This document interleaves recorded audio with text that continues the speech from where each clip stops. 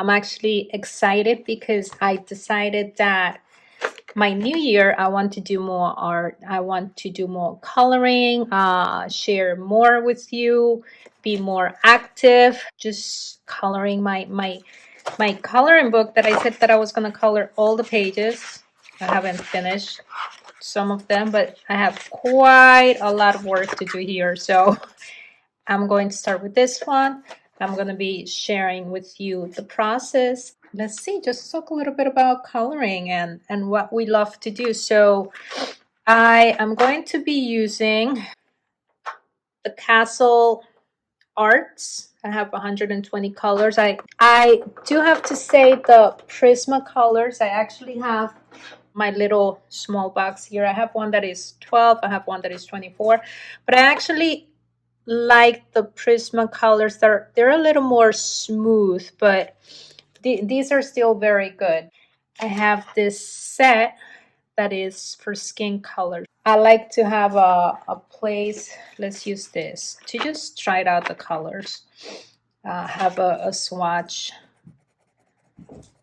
Like I want to know what I'm going to use for the skin, so most likely I'm going to be using this one. I always like to start with something light. This gets to be a little yellowish. Let's see, that's a little too pink, but we can use all of this. So maybe I'll use this in combination with this one. I thought I had something lighter. So I'm going to be using these. I forgot what this one is. Oh, this is the, that one's. That's kind of like the darker one. And then later on, I'm going to select a brown for the shadow part. Usually I like to have like an image to have an idea of like what areas are going to be light or dark. But in this case, I'm just going to go with the flow. So I'm going to start, let me just make it a little closer. I always like to start with the lightest color. It's always good to start with the lightest color because you can always build it up. You can always blend them, layer them. I feel like I haven't done this in a while.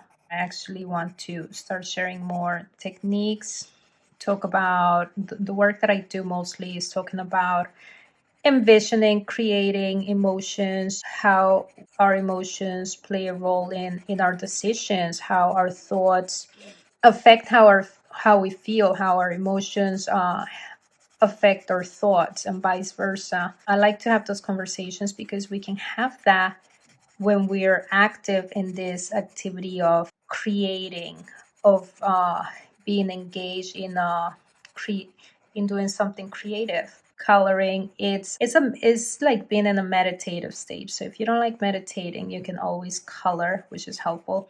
You know what? I forgot that I like to add eyeshadows to it. So usually I don't color this because I add colors, but I'm going to leave it. I'm not going to add much. Maybe it's a little highlight. And this side is going to be dark.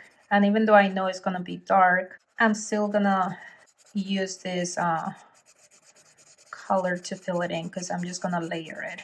One thing that I noticed recently, and I think that's because I haven't been coloring as much, is that when I'm coloring, I start feeling a little bit of pain like around here in my hands. And I realized that I need to do wrist exercises. That's what I learned a while ago, and I still haven't done them. It's always good to do wrist exercises, not just, so you can color, but it's going to help your wrist stay strong. So now that I have this, we're just going to work with this side. I'm going to blend these two colors because right now, as you can see it, she looks a little too yellow, but that's okay because that is going to be the base color.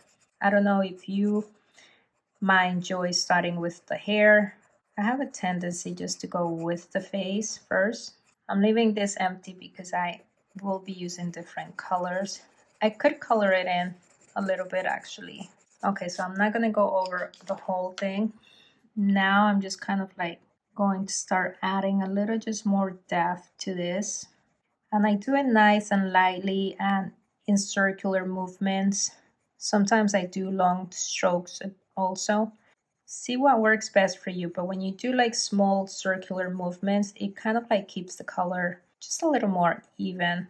Sometimes long strokes that are way too fast doesn't fill up the whole page. So it's up to whatever you want. If you wanted to, if you just want to relax, enjoy the moment, and not really care how great it can look, then it's okay. If you really want to do something that, if you want to increase your skills in coloring, then maybe you want to try practicing this and see how it works for you. Maybe you like it, maybe you don't like it.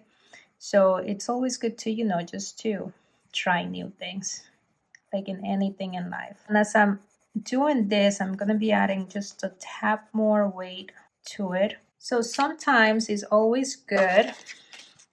I should have prepared this ahead of time, but I haven't. Let's see. I just want to see this somehow. This is marigold. Okay, it's a little too orange.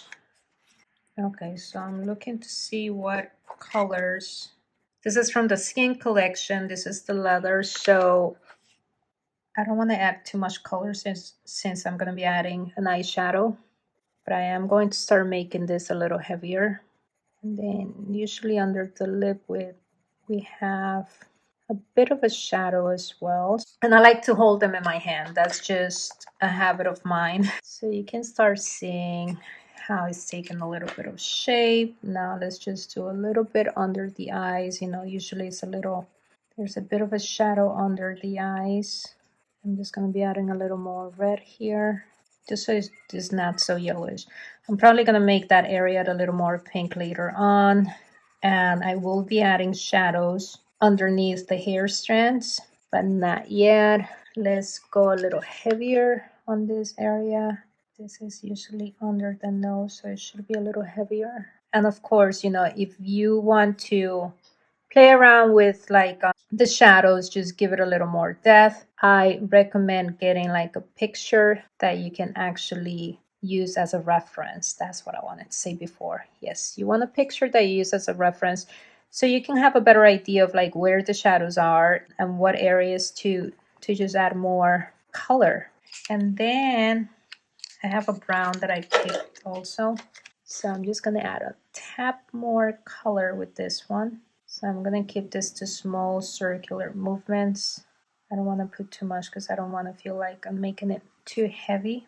And you know what, I don't know about you, but I know in the past, in my workshops, I work with women that just got a little fearful of adding more color, adding the heavier tones. And I do get fearful as well. That's why I like you doing just the small circular movements and adding a little bit, because if I see that I don't like it, then I can just stop. Then I don't feel like I did too much. And of course, we can always layer it.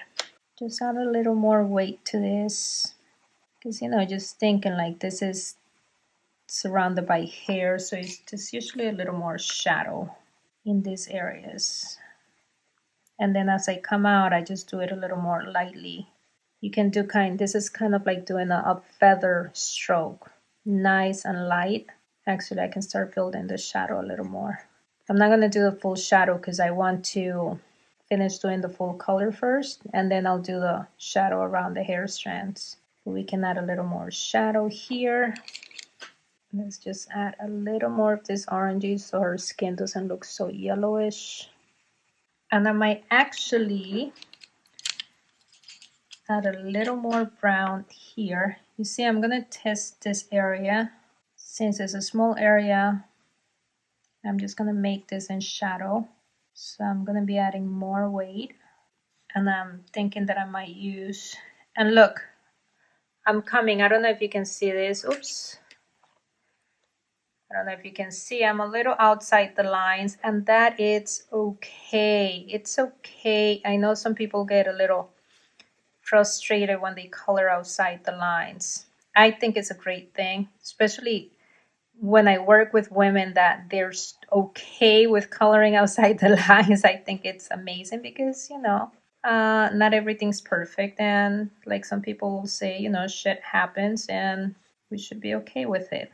Once I color the hair, you know, I'll just figure out exactly what I'm doing with that. So I'm going to add, let me look at this here. This is a bit dark. I'm gonna just make this is almost black, but I'm just going to add a little more darkness here. And I'm just going to complete this line a little more with this. Once again, I'm outside the lines. I'm coloring outside the lines. I'm just going to look for a pink because I want to add a little, just want to add a little bit of color here. Usually what I do is that I use my soft pastels. Yeah, I forgot that I do that. Probably next illustration, I'll use the soft pastels. So I like to use the soft pastels because I use a cotton ball and I applied a little bit of like the red to make the cheeks pink. But this time it's just going to be all color pencils. And I'm doing it nice and lightly, nice and light. I'm not putting too much weight because I want to make sure it blends in with the other colors. And I'm going to add a little bit here. On this side, I have to add more weight because there's more, it's a little heavier, so it's taking a little longer to take it in. So in this case, I just add a little more weight, and it's actually kind of like burnishing. Here, let me just add a little more, and I'm just keeping that side a little more light. Okay, so I don't want to add the eyeshadow yet because I like to do it depending on what the hair color is. I'm just going to leave this like that. I might continue working on it once I color in the hair. So a lot of my illustrations have a lot of hair because I concentrate on the hair, and sometimes they have words in the hair, which this one does. I think I'm gonna work on making it stand out a little more here, so you will see it as I color the hair. Yeah, so I'm gonna hold on the eyeshadow, the lips also, because depending on the hair, once again, maybe I want to give her red lips. Maybe I want to give her like pink lips. I'm just gonna add a little more weight here. This is like a feather technique. Like I put pressure and I let it go. I'm gonna do a little bit of that actually here too, because this area is a little heavy usually. So I want to make sure that I add just a tap of weight to it. And I'm just going to blend it by adding a little more of this. I think my highlight should have been a little higher, so I'm just going to cover it a little bit. Okay, so I am okay with this right now. I'm just adding a little more weight to this, and I'm just adding more pressure as I go on it. So I want to make sure this side is heavy, so I put pressure and then I lift it. This is the feather technique again. I mean, I can definitely add more details, but I'm going to leave it like that for now. And the next step is going to be to color the hair. So I'm just going to pull this back. A lot of my illustrations, it's more about the face and the hair. You can choose to add, let's say, pretend that she's wearing top that is yellow, red, whatever. So you can add color to this if you like. I'm gonna wait until I'm done with the hair because the hair is the big piece of it. I might use my Ohuhu markers. This way is gonna be a lot faster.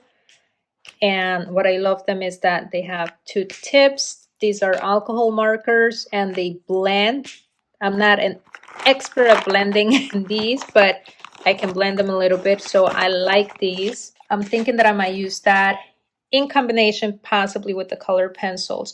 So I like to add color to the hair. I'm not a fan of just making it like natural hair black. I mean, black looks cool, or brown, or you know, like blonde. But I like to add intensity. I did a post about green hair, and here's my green hair girl.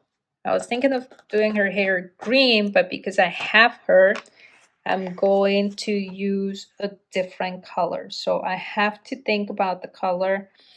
I'm thinking about blue. I don't see it blue. I'm actually working on another one that I haven't finished. that her hair is red. Of course, I can repeat the colors. This one I also have to finish. Her hair is red. But maybe I see her like flowy light. So I'm going to decide on the colors. I might do a little testing on my strip. If you have a whole page, just do it on the whole page. I happen to have the strip here, so I'm going to be testing on it. And then we will continue on the hair.